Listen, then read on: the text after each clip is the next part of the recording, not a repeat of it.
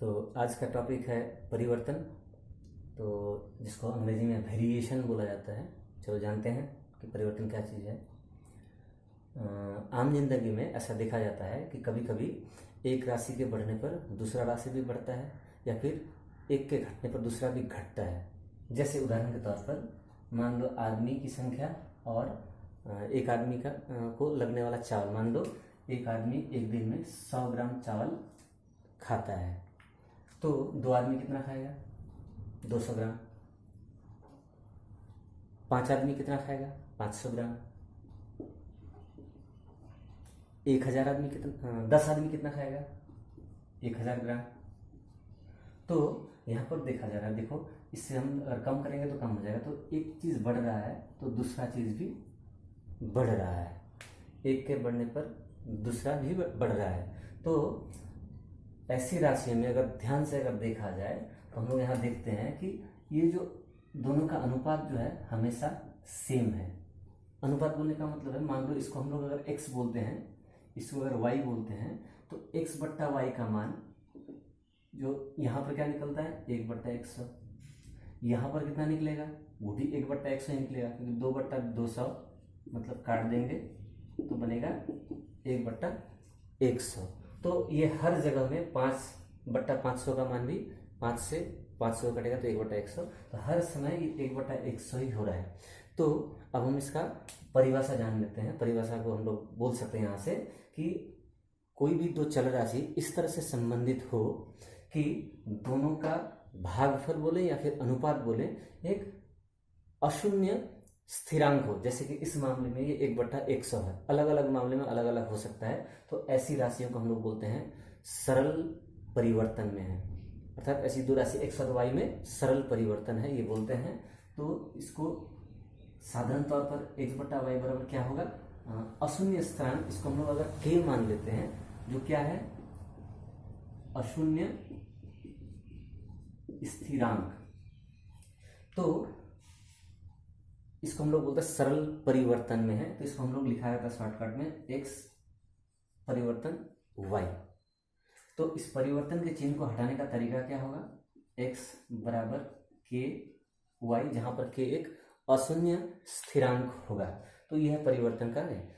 कभी कभी ऐसा भी होता है कि एक राशि के बढ़ने पर दूसरा घटता है, या फिर एक राशि के घटने पर दूसरा बढ़ता है। ऐसा भी उदाहरण है, जैसे मान लो मैं यहाँ लिख रहा हूं लड्डू की संख्या। लड्डू की संख्या यहां पर आदमी। मान लो हमारे पास 80 लड्डू है।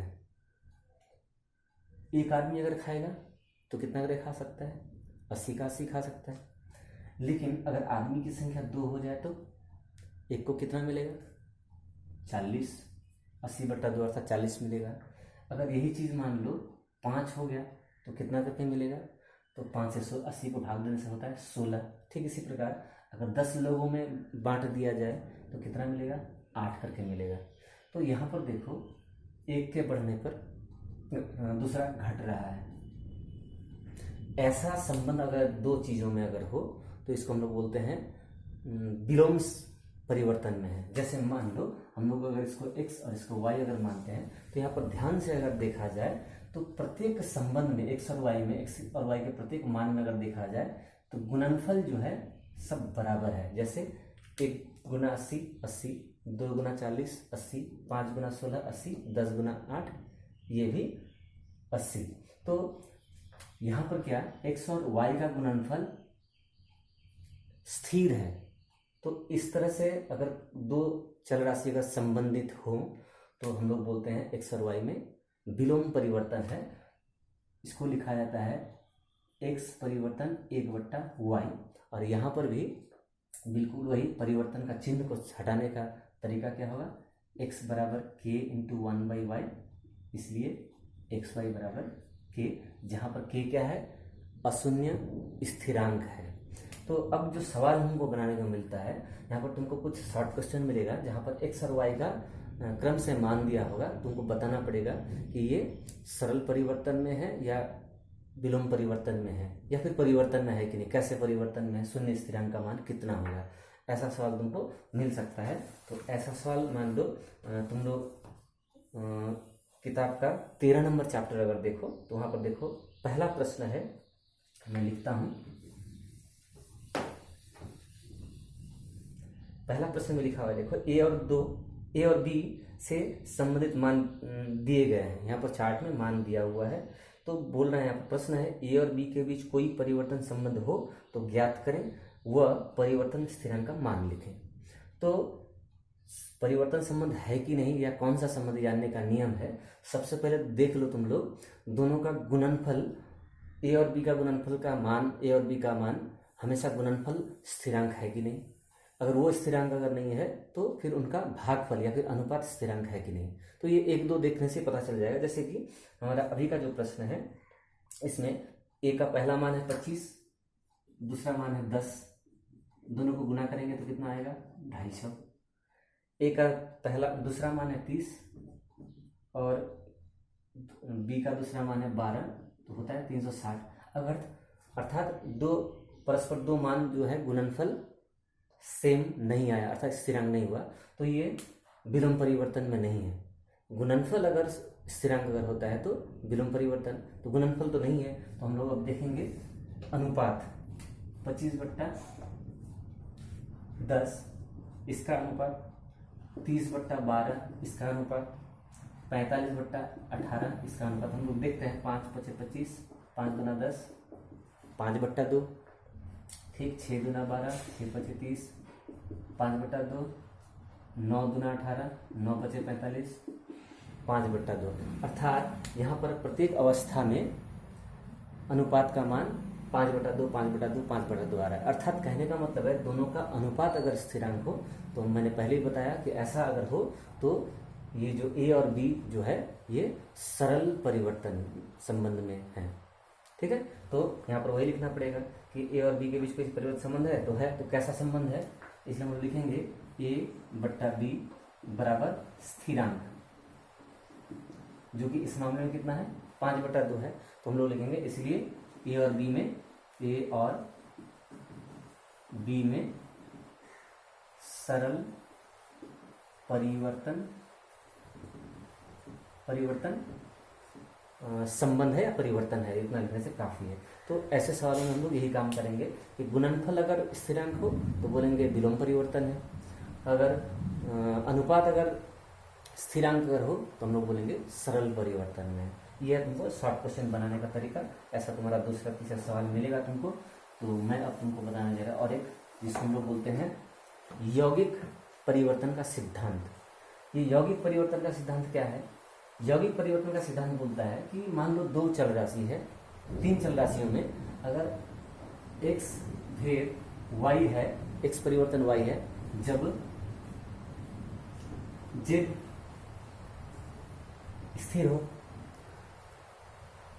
x फिर z है जब y स्थिर हो, तो सरल यौगिक परिवर्तन का सिद्धांत बोलता है, यौगिक परिवर्तन का सूत्र बोल सकते हैं। क्या बोलता है कि x फिर इन दोनों के गुणनफल के बराबर होगा जब y z दोनों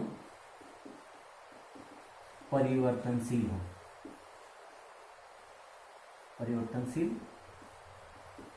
हो।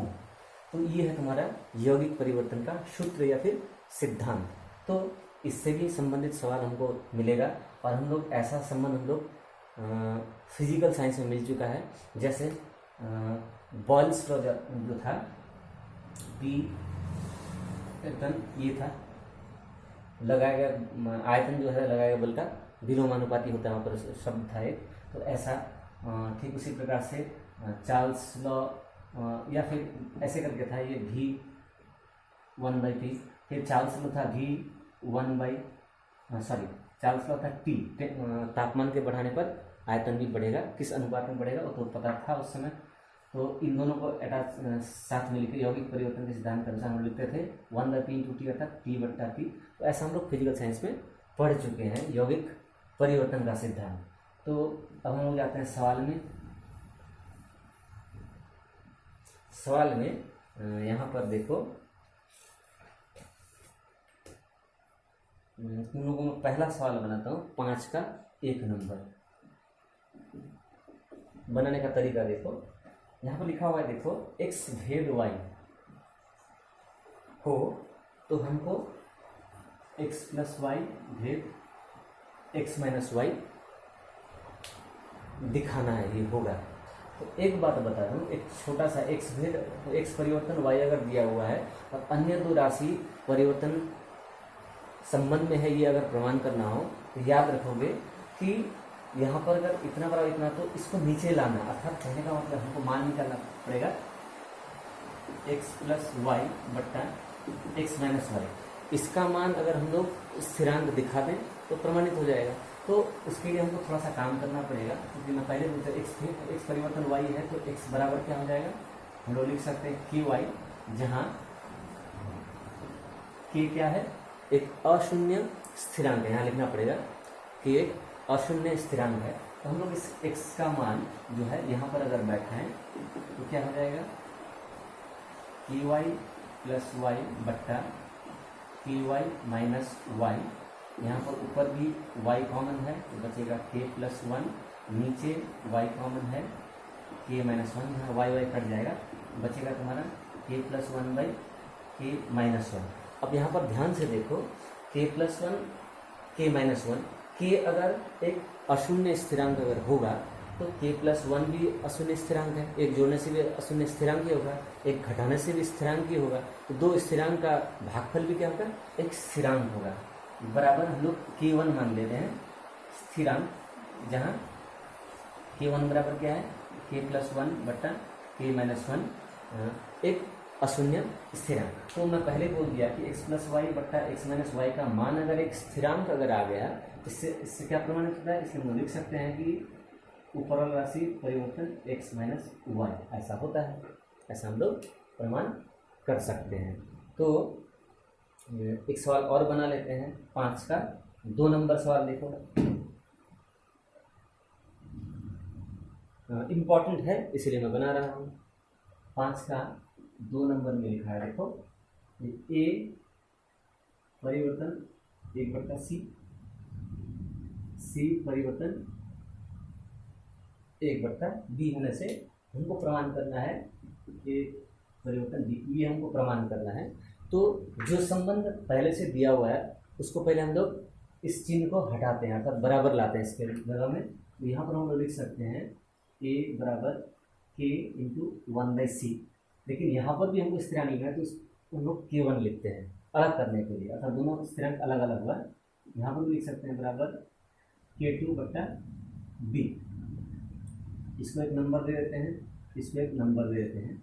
तो यहाँ पर चूंकि a और b में संबंध निकालना है तो हमको पहले से तय करना पड़ेगा कि हमारे संबंध में c नहीं होना चाहिए। तो हम लोग करेंगे क्या, यहाँ पर से जो c का मान मिला होगा उसको यहाँ पर बैठा देंगे। तो 1 और 2 से, या फिर तुम लिख सकते हो कि 2 नंबर से c का मान 1 नंबर में बैठाने पर यहाँ पर क्या हो जाएगा, a बराबर k1 बट्टा c मतलब k2 बट्टा b, इसलिए हम लिख सकते हैं a बराबर, ये b ऊपर चला जाएगा, k1 बट्टा k2 b। अब यहाँ पर और a बराबर k1 बट्टा k2 की जगह में हम लोग k लिख सकते हैं, क्योंकि ये स्थिरांक ये भी स्थिरांक, तो दोनों का भागफल और एक स्थिरांक होगा, जहाँ लिख देंगे यहाँ पर k बराबर k1 बट्टा k2 जो कि स्थिरांक है। तो a बराबर k इंटू बी, स्थिरांक इंटू बी अगर होता है तो हम लोग लिख सकते हैं a परिवर्तन b, ये हमको प्रमाण करना है यहाँ पर। तो यहाँ का प्रमाण जो है थोड़ा आसान होता है, तो ऐसे सवाल को हम लोग करेंगे। तुम्हारे उदाहरण में भी कुछ संपर्क दिया हुआ उसको देख लोगे।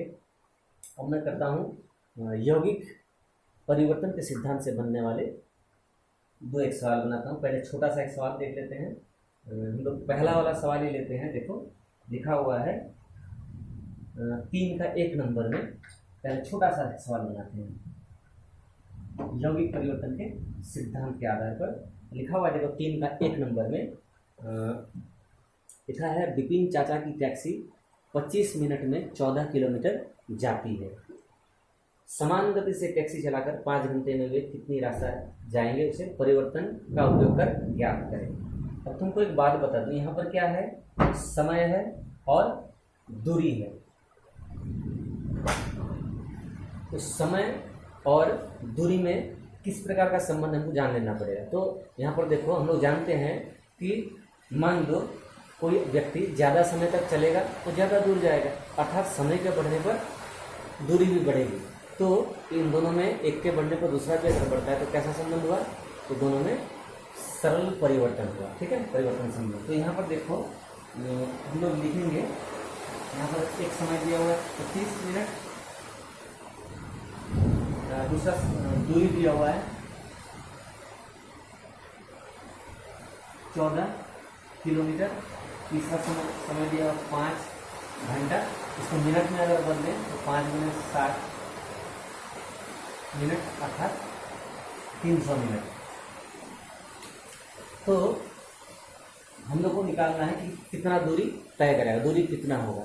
तो हम लोग लिखेंगे, हम जानते हैं, अच्छा पहले मान लेते हैं, माना समय बराबर a और दूरी बराबर b। तो हम क्या जानते हैं, पहले से जानते हैं, हम जानते हैं a और b में कैसा संबंध हुआ, सरल, क्योंकि एक के बढ़ने को दूसरा ही बढ़ेगा, तो सरल परिवर्तन है। अर्थात इसलिए लिख सकते हैं a बराबर b, क्योंकि सरल परिवर्तन में। अब इस चिन्ह को हटाते हैं तो हम लोग लिख सकते हैं a बराबर a b, जहाँ k एक अशून्य स्थिरांक है, वो लिखना पड़ेगा, मैं नहीं लिख रहा हूँ, मैं लिखना पड़ेगा जहाँ k एक अशून्य स्थिरांक है। अब देखो हमको यहाँ पर देखो समय जो है और दूरी, एक समय और एक दूरी दिया हुआ है, इसलिए लिखेंगे हम लोग जब a का मान अर्थात समय का मान 25 मिनट था तब दूरी कितना था, 14 था।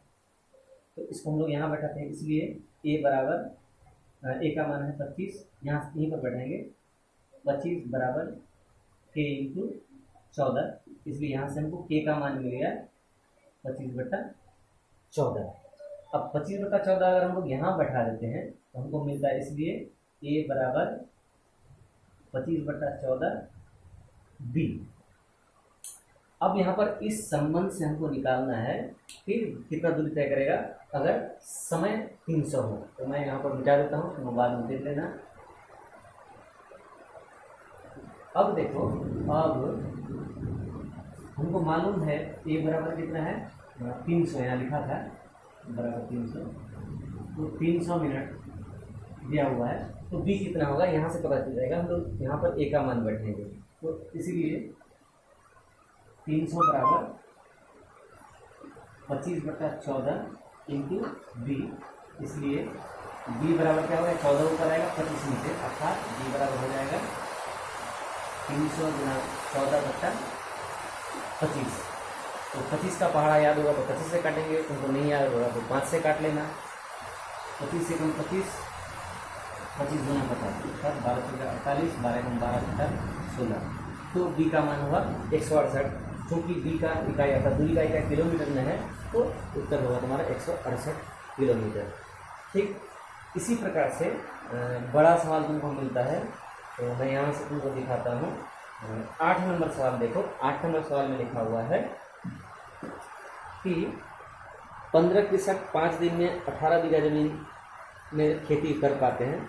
परिवर्तन सिद्धांत का प्रयोग करके बताएं कि 10 कृषक 12 बीघा जमीन में कितने दिन में खेती करा सकेंगे। तो यहाँ पर देखो 3 चीज़ है, क्या क्या मैं लिख लेता हूँ।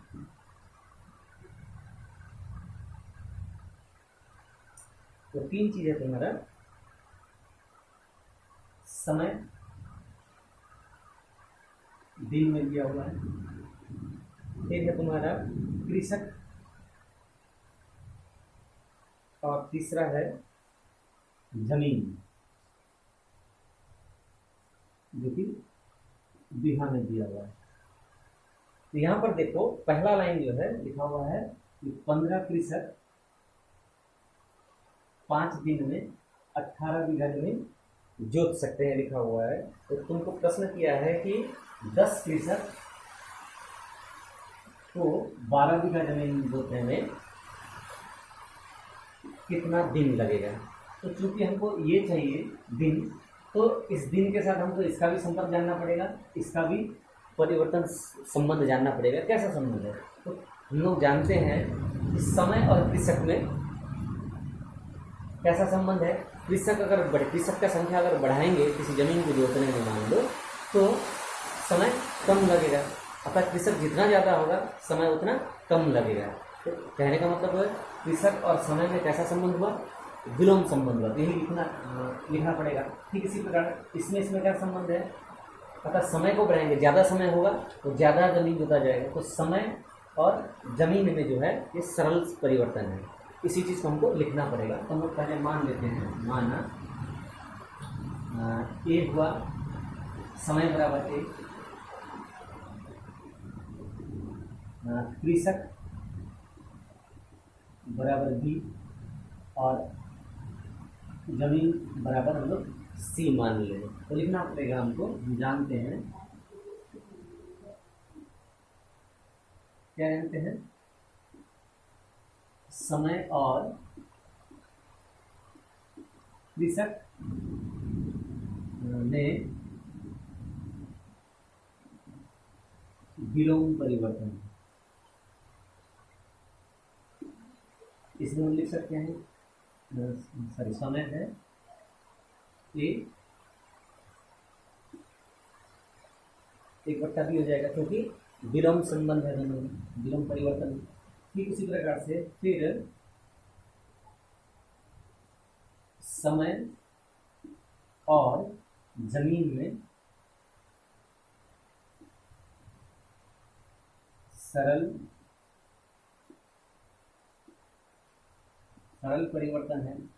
इसलिए हम लोग लिख सकते हैं कि ये सी।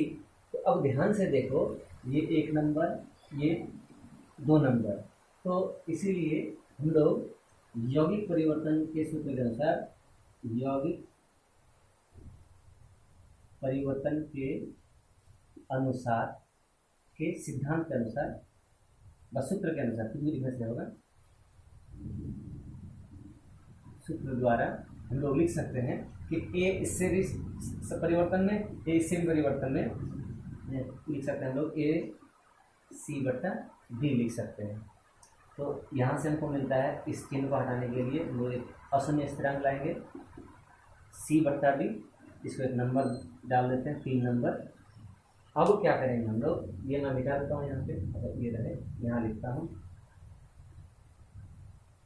तो यहाँ पर ध्यान से देखो, इस तीनों में से पहला लाइन में देखो 3 मान दिया हुआ है। तो लिखते हैं हम लोग, जब A बराबर 5, B बराबर 15, C बराबर 18, इस जगह पे बैठाएंगे। A की जगह में 5 बराबर K इंटू C बराबर है तुम्हारा 18 बट्टा B बराबर है तुम्हारा 15।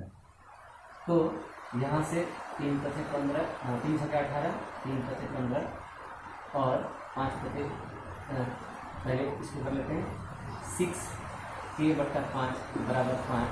इसलिए K बराबर, ये 5 ऊपर जाएगा, 6 नीचे आएगा, 5 × 5/6 अर्थात 25/6। K का मान मिल गया 25/6। यही मान हम लोग यहाँ पर बैठा देंगे। इसलिए हम लोग लिख सकते हैं A बराबर 25/6 C/D। अब हमको एक संपर्क मिल गया, इसी संपर्क से हमको उत्तर मिल जाएगा। तो हम लोग अब लिखेंगे,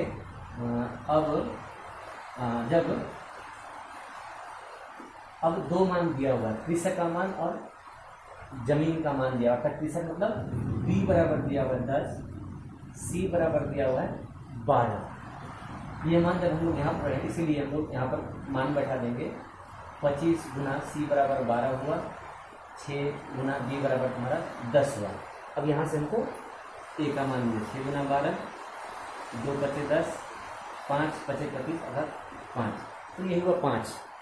और A का इकाई था तुम्हारा बीघा, तो सॉरी इकाई दिन, तो हमको लगेगा कितना 5 दिन लगेगा, और यही तुम्हारा उत्तर होगा परिवर्तन सिद्धांत के अनुसार।